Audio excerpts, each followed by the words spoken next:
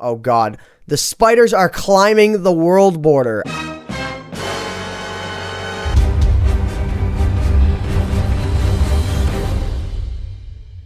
Hey guys, AntVenom here, and welcome back to another Minecraft video. And today, I'm going to be showing you guys Minecraft Snapshot 14w17a. And this is the first snapshot to come out in 6 weeks, and I think it's one of the very first snapshots I've reviewed in the past couple of months. So let's just go ahead and let's get right down to business here. I'm not going to be including anything between the snapshots that I wound up missing, but I will be talking about everything that I am aware of that came out within this snapshot. But as always, if I do wind up forgetting something, then feel free to check out the description below. I'll include any forgotten information there. So yeah, let's just go ahead and let's get right into this here. So one of the first and most main features of this snapshot is that there are some new world generator options. You may not notice it by looking at this world, and I'm going to get more in depth with this towards the end of the video, but the world that I'm actually spawned in here has dried up riverbeds. So you can see, you know, like I've actually been messing around in this world for a while, getting it set up for this review, but you can see that, you know, this was once a river, and now it has since dried up. So it's for the most part normal terrain generation, except with dried up riverbeds. And I actually randomized a couple of options to get it to look like this, and this is just kind of how it turned out. So yeah, there's a lot of customization you can do with the world generator options now. But anyways, let's just go ahead and let's get into some of the nitty-gritty stuff before we get into that. So the Endermite, I'm pretty sure, yeah, I'm on normal game mode here. So the Endermite actually got a new model here. It looks more like a just okay, and it likes to spin a lot. Alrighty then, but it looks more like a mouse or something now. It's like, you know, it no longer looks like a silverfish like it used to. It's kind of like this one-eyed little beast thing that just is what it is. So yeah, looks, you know, a little bit cuter, I guess. Maybe that's what they were going for. So yeah, anyways, moving on here, I'm going to show you guys some of the changes with the F3 menu here. So yeah, you can see that on the right side of the screen there, when I hover over pretty much any kind of item, except for like creepers. I don't think it'll do with that creeper. Creeper, what are you doing? Creeper's just being a creep. But if I go ahead and I highlight over pretty much any item now, you can see on the right side of the screen, it gives you some interesting information about pretty much everything. And so if I go ahead and like I highlight over this, you can see, you know, it's the end portal, empty frame, empty E, so I guess it's facing west because it says that, and there's no ender eye in it. You can see that. If I go ahead and I hover over this daylight sensor here, you can see it's got a power of 15, thus it's powering this little thing right here.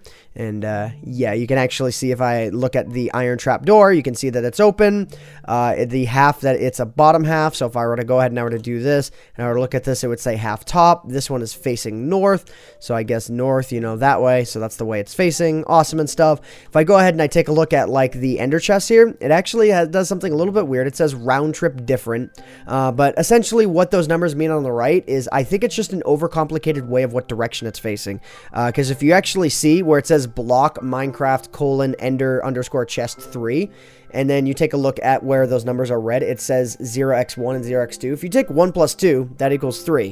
And if I go ahead and I take a look at this one has 2, Minecraft : ender chest 2 on the top right there. It says 2, and only 2 is highlighted. It's kind of weird. I don't know why it's doing that, but you can kind of see, you know, what's going on here with this stuff. Some more interesting things that you can do is that you can check out plant life with it. And actually, this was previously a sapling, but now it's turned into a tree, thus ruining this experiment. But if I go ahead and I check this out here, you can actually see what stage the plant itself is on. So if I go ahead and I do that, it says it's on stage 1, and then it kind of remains on stage 1 because the bone meal isn't a guarantee, you know, to make it grow. And then boom! Oh my God! Ooh, jeez. Okay, that actually scared me just a little bit. But yeah, anyways, so you can actually see here, and you could also take a look at the leaves themselves here, and you can see that it says check decay true and all that. So, you know, these leaves are decayable, and it's checking for decaying and whatnot. If I go ahead and I take a look at things like, you know, crops and whatnot, you can see the different stages that they're at. If you go ahead and you take a look at the ground, you can actually see the specific moisture level that the ground itself is at. So I guess this has a moisture level of 7, and I think that if I were to go ahead and I were to give myself a hoe here, and I were to, like, move this further and further away. My guess is that as these get, tilled, or rather as the moisture hits it, the number will be less depending on how far away from the water it is. So I'm just going to go ahead and I'm going to do this out here just for a little while, just to give it a shot. So yeah, anyways, so transitioning right along here with the fact that this says decayable, if I go ahead and there's a new game rule that's in place. There's actually 3 of them. The new game rules, if I go ahead and I type in /game rule and then I hit tab, there's 3 new ones on this list. The new ones are random tick speed, show death messages, and log admin commands. Now those last 2 are a little bit self-explanatory. Log admin commands, it's just it'll log I believe it'll log the admin commands to a file so that all admins that do commands, if you're running a vanilla server or something, you'll be able to log those commands if you're the owner or something and you want multiple admins. Show death messages, duh. But the interesting one here is the random tick speed. So let's go ahead and let's try this out here. So if I go ahead and I hit tab, it says true or false, but that's not actually what you type in for that. What you actually type in is, I'm not sure exactly how this works, but the higher the number you type in, the faster ticks will go along. Things like leaf decay and whatnot. And I'm not sure exactly everything it's applicable to right now.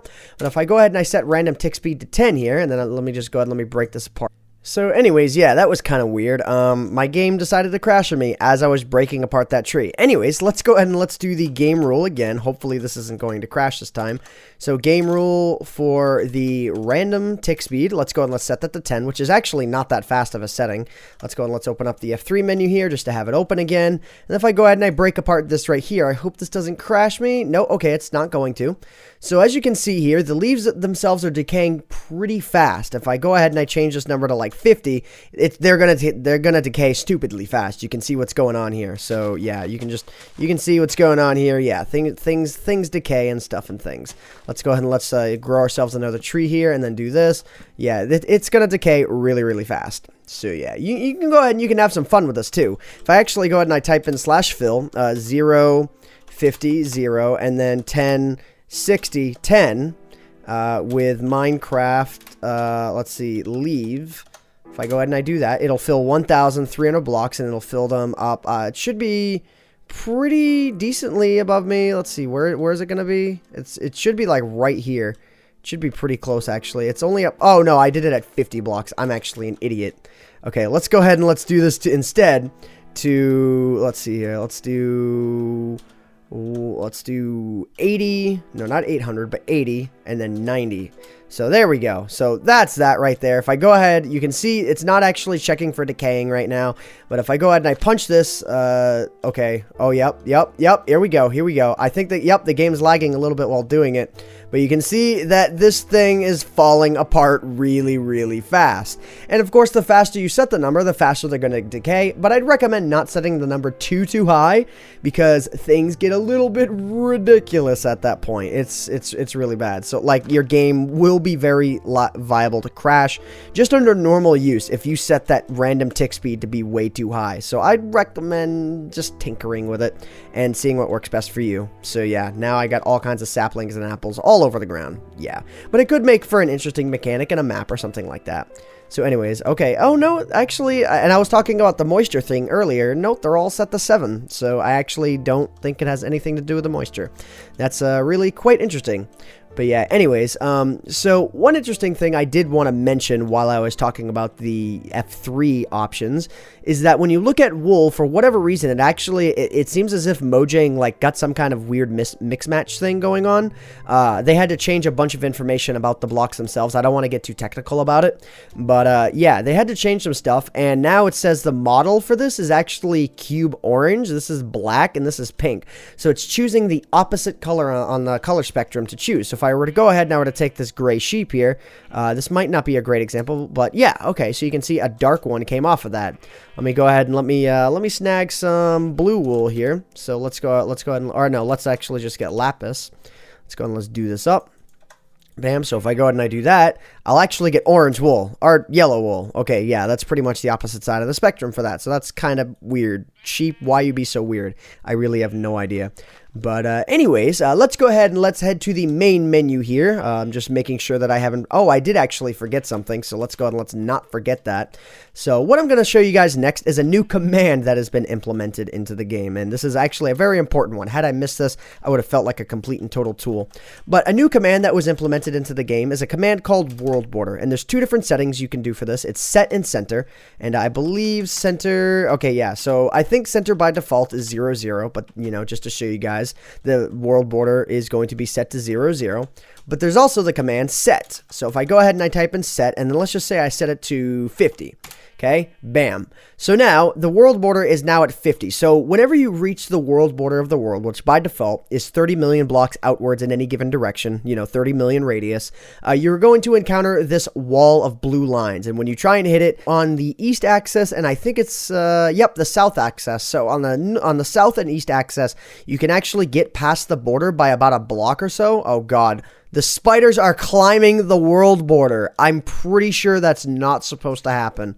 But if you go on the north face or the west face, then it doesn't actually, you know, cause that to happen. You can see north and west. You just kind of get stopped right at the border there. It actually even seems like I'm a half a block shy of it or something like that. But anyways, this is the world border. If you are caught outside of the world border, then you will start dying. Everything outside of the border will start dying. So if I go ahead and I actually do world border set, and then what did I have it at before? 50. Let's go and let's do world border set 45. If I set it just that much smaller, you're going to see everything outside of the border is starting to die.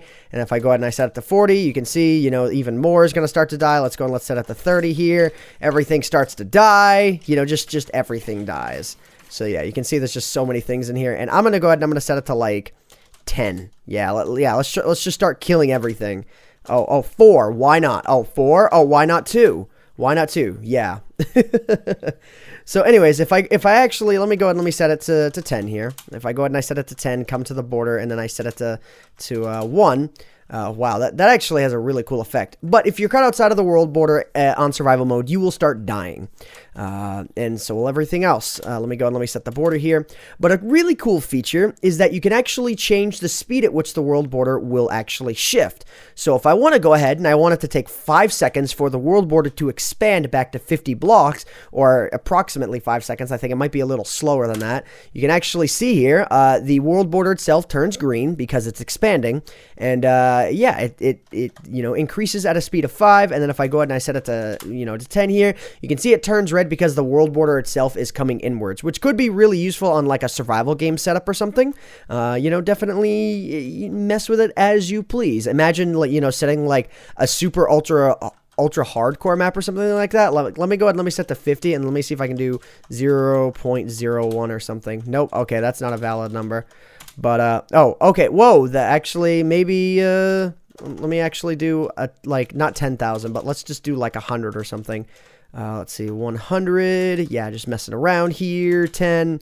Oh, so actually, the higher the number, the slower it is. So maybe it's the amount of in-game ticks it takes. So you can actually see, it seems like this world border is going to come in for quite a while. Oh, well, actually, it's not too slow, so maybe it's not 100 ticks, but maybe it takes 100 seconds.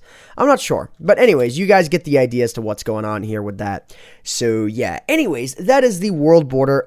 It's at 30 million by default, and it will always divide by 8 in the nether. So, yeah. All right, let's go ahead and let's move on here. So, if I go ahead and I hit save and quit here, and I go to single player, and I hit create new world, and I go over to creative mode. Well, you don't need to be on creative mode. And then you just click a couple times here. You'll get the customized option, and the customized option allows you to customize everything about a world. These are, you know, some basic settings. Pretty much everything that you see on here, you'd probably understand. Sea level, you know, basic stuff. Dungeon count, set that to 100, obviously.